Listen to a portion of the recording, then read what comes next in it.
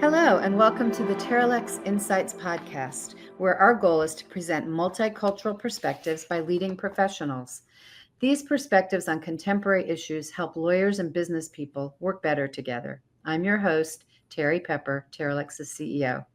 And today, I have the pleasure of speaking with Rosalie Brand, who's a partner at Kennedy van der Laan, TerraLex's exclusive member, I should say, in the Netherlands. Rosalie was recently honored as being among an elite group of women in the TerraLex network who identified as Trailblazers during International Women's Month, which is in March. And we're highlighting many of our Trailblazers on the podcast so that others can see what a dynamic group of women we have within the TerraLex network. So by way of introduction, I'm going to cite some of the reasons that Rosalie was nominated and identified as a Trailblazer. I think you'll see it was well deserved. Rosalie is a leader in cybersecurity and privacy law, and she's played a critical role in protecting businesses from digital threats and ensuring regulatory compliance in an increasingly complex cyber landscape, as I think we've all probably experienced personally. As a partner in her firm's privacy, cyber, and regulatory team, Rosalie's been instrumental in responding to high-profile cyber incidents, including ransomware attacks and cyber espionage. Her leadership extends beyond her client work, however. She's also been a key figure in initiatives like Project Melissa, which I'll be asking about in a few minutes, but it's a public-private collaboration aimed at combating these ransomware threats in the Netherlands.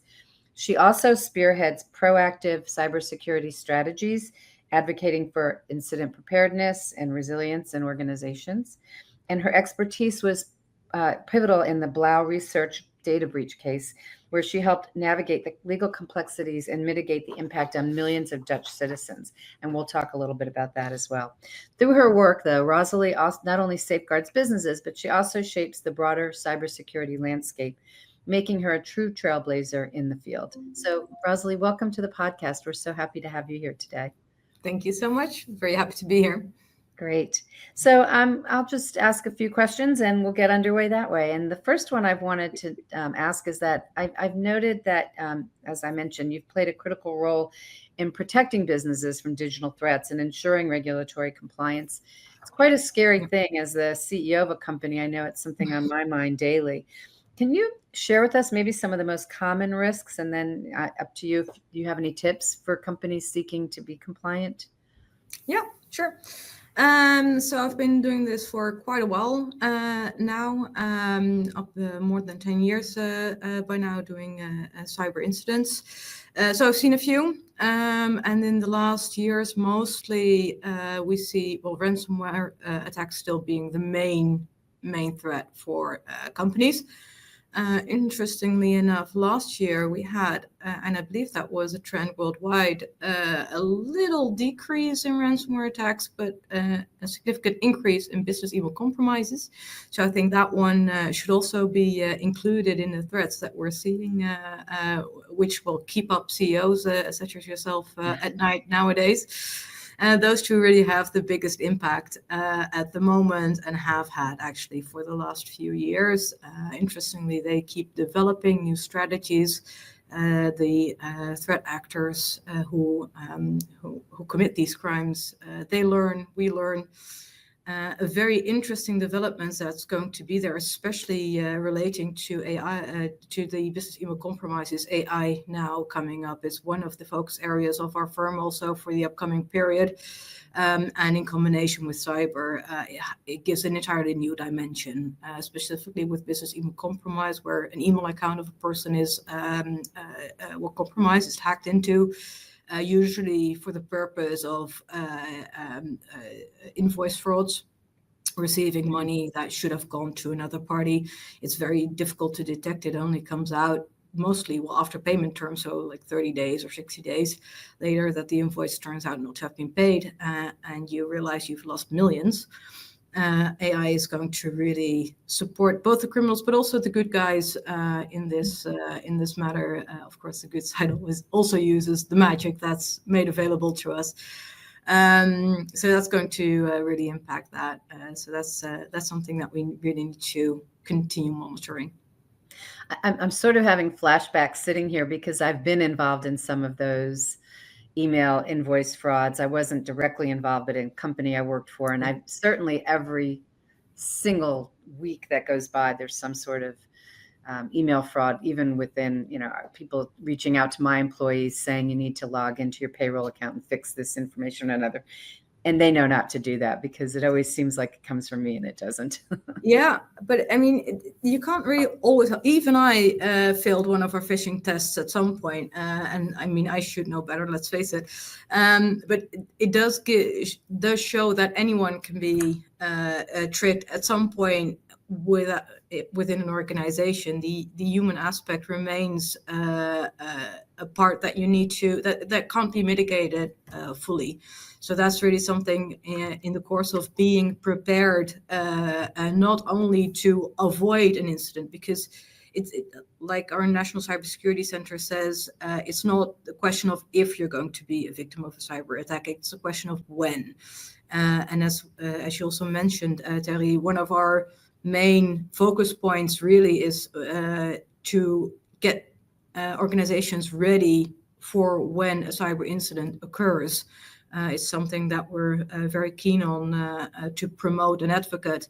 We're seeing too much incidents. I mean, our expertise is when things have gone wrong. We're the digital fire persons who come in together with the actual IT guys to help navigate such an incident. That's what we're good at. But through that experience, we also have a lot of knowledge and experience on how you can at least prepare for the situation to get out of it with the least amount of damage to the organization, and to get, for instance, a clear picture on what actually happened, to be able to investigate, to be able to comply with your legal obligations, with your contractual obligations, how to communicate, etc. A lot of stuff you can already anticipate on and be ready for when it happens. And then if it does happen, you're prepared, you know what to do, and it goes a lot smoother you're a lot more in control of the situation. And that's something that we see development on, that organizations recognize that is necessary, thank God. We've been advocating it for quite a while, but I'm happy to see that there's self-movement there. But I'm hoping the increase is going to continue, because it's very important for organizations, especially how we're seeing cybercrime developing worldwide and in the Netherlands specifically. It sounds to me like a couple of takeaways already that I'm getting. I know for sure you must have some sort of cybersecurity plan in place, if not if, when. You said you get it. And you mentioned a phishing test. Could you describe that a little more? Because that sounds like a good sort of thing to do routinely with your staff or your team and your company. Yeah, definitely. Like a phishing test is simply a simulation of a phishing email. So instead of actual cyber criminals sending it to you, we receive it through a company that you pay to do that. And it's really one of the examples of a quite easy way to start training employees to be more mindful and get them. I mean, if you don't do something regularly, you don't have any experience with it, and then the risk of you doing it wrong, or in this case, actually being fooled by a phishing email, is increased. If you're more aware of it through training and learn to recognize it more easily, then the chances that you'll fall for a real one decrease. And actually, the same principle applies for incident response as a whole. If hopefully your organization has never been through a ransomware attack, that ideally, so you won't have the experience with it. If you practice with it, make simulations with it, have your cyber team or your crisis team together to experience an incident before it actually happens, to train that. We see a world of difference in organizations that have trained before. The incident runs smoothly. Everybody knows what to do, who's responsible for what, who's necessary for decision making, what kind of laws apply, that all these kind of things you can address beforehand. And if you do so, an incident, if it does occur, the chances that will occur decrease. And if it does occur, then you're much better prepared, and the incident, however negatively it will impact, still is a lot less than if you haven't been prepared for it. So this strikes me as a curiosity. Do you see that when companies are hit with ransomware attacks, that generally they do have to pay out to get their data back, or are they? I mean, is Different, it sort of half yeah. and half? Well, it really depends on the situation in the company. There's not really one line. As a principle, I'm not opposed to paying. Just for the clarity, nobody actually wants to. Of course, there's a lot of ethical discussion around whether or not you should pay. It is used to, well, for the R&D of criminals, so to say. So they'll use it to increase their activities, their criminal activities. So it's not a good thing to pay, but it's sometimes the least of two bad situations. So I think we're far too quick to judge companies that do pay. I've never met anyone saying, well, just pay the criminals and we're done with it. It's not like that. Usually they say, we're not going to pay, and then you get to a situation, for instance, if the company will go bankrupt if they don't pay, or if a lot of sensitive information is going to be published on the dark web if they don't pay. It's really for protection of these individuals that companies are usually prepared to pay. And then I'm not talking about 3 passports being exfiltrated, but highly sensitive information that could, for instance, cause, if in the wrong hands, could lead to personal injury of people, stuff like that. Of course, a company is going to pay for that. I mean, it's understandable, and we should understand that as not just as an organization, but from law enforcement, from all the stakeholders, and as a society as a whole. To be honest, we had an example here where one company actually admitted to having been paid in the press. They made a press release on it, and the amount of hate that they received for this, it was unbelievable. And I think undeserved. Finally, someone came out to say it was transparent. And then you get that kind of reaction. It demotivates companies to be transparent, where we actually do need this transparency in this field, because we can't fight it alone. We need each other there, in the entire stakeholders in this field. It sounds like it's a good flow into talking about Project Melissa. What's that all about? Yeah, it's one of my favorite things to talk about. So Project Melissa is a project that started. It's a collaboration between public and private organizations. So we have the Police Prosecutor's Office, National Cybersecurity Center, and then a number of private cybersecurity organizations in the Netherlands. So there is, for instance, Northwave, Fox IT, Enver, and a number of others that have joined Project Melissa. And us as the law firm, we're the only law firm there. And the goal is to make the Netherlands unattractive for cyber criminals, specifically on ransomware cases. Although we do take the entire unified kill chain, so the entire process of how an attack occurs, when you look at ransomware, each step is considered part of the scope of the project.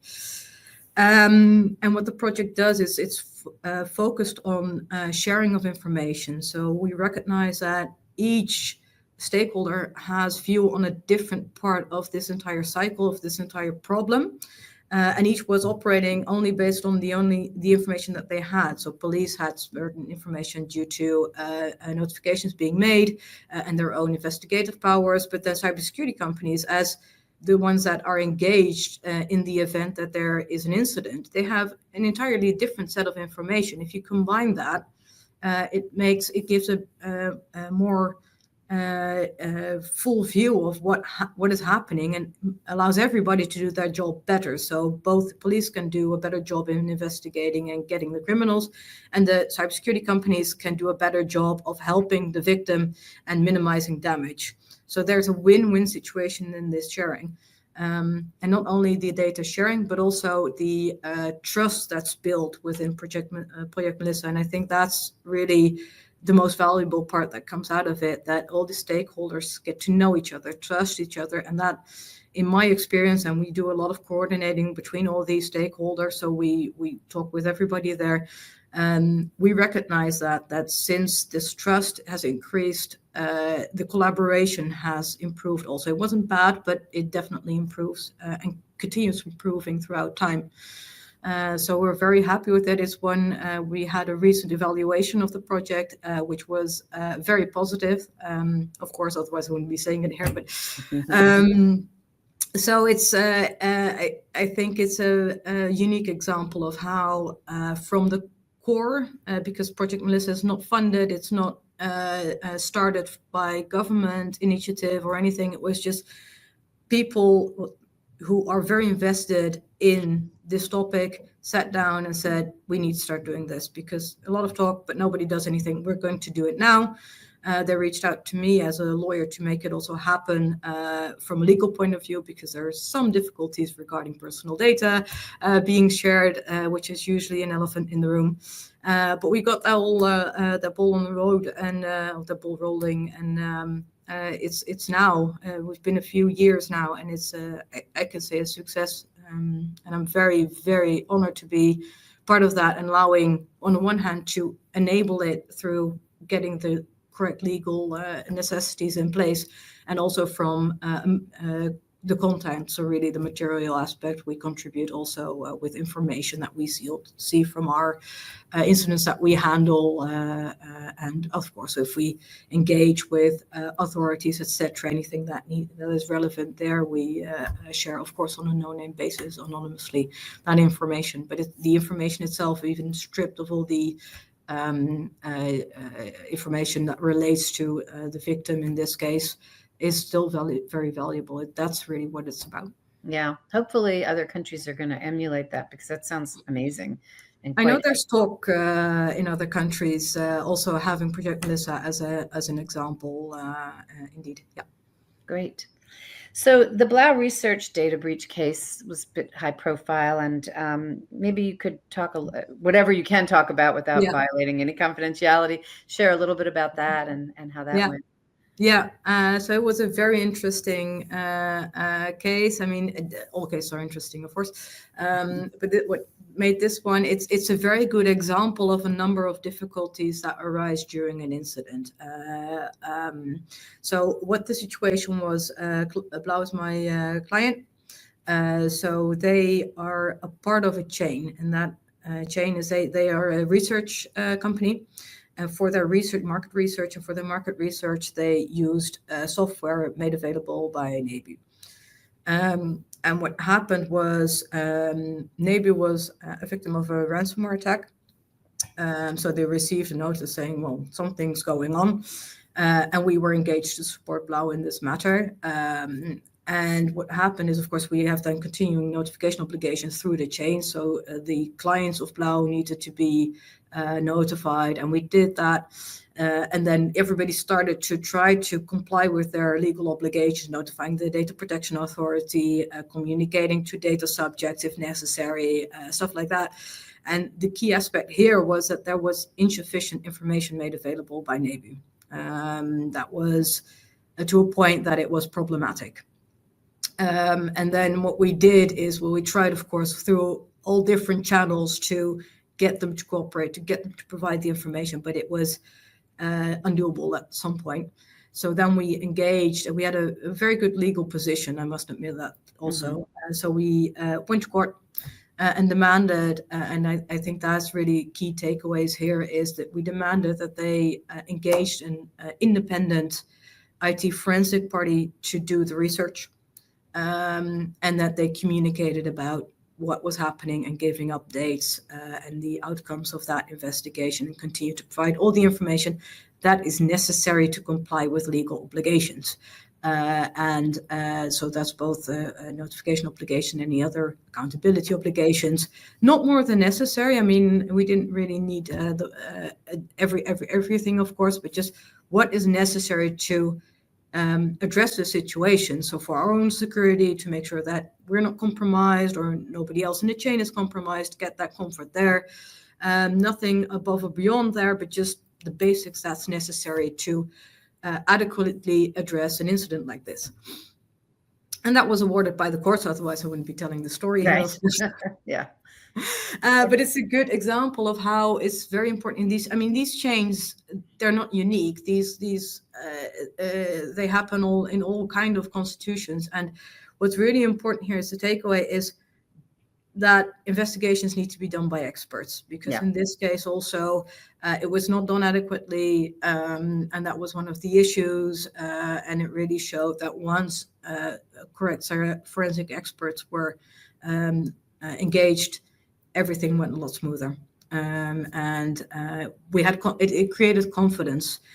So that was one of the very important takeaways, and it's very important also to have a notion of what your contractual agreements are with anyone in your chain that you have information exchange with, and what you can demand, what you can't demand, and also what you actually need. What we see a lot is, for instance, is a small example, but it has great impact, is that a lot of companies want to be notified within 24 hours by their processor if an incident occurs. Well, that seems very logic, but it's not a very good idea. First of all, that processor, so the one engaged to process usually personal data on your behalf, within 24 hours won't have an idea yet what's going on. They're still in the first phase of their investigation, so they hardly have anything to tell. Whereas because you've been told, your clock starts ticking for your notification obligations. So you're running out of time getting some form of information. So you're going to pressure your processor, who then needs to take out time from the investigation and managing their incident to address your questions. So you get in this negative spiral. Whereas if you, for instance, take it to 48 hours or 72 hours, it makes a world of difference. So those kind of what seems very small, and that's where I'm coming back to the aspect of trust that we talked about earlier in Project Melissa. If all the players in this chain have a measure of trust there, and communication is a very important aspect to build that trust, then an incident can be handled far better than if everybody is just combative. Not that you shouldn't be combative where necessary. As I told you, we went to court. But it's really for me a last remedy if I see that an incident is not handled correctly.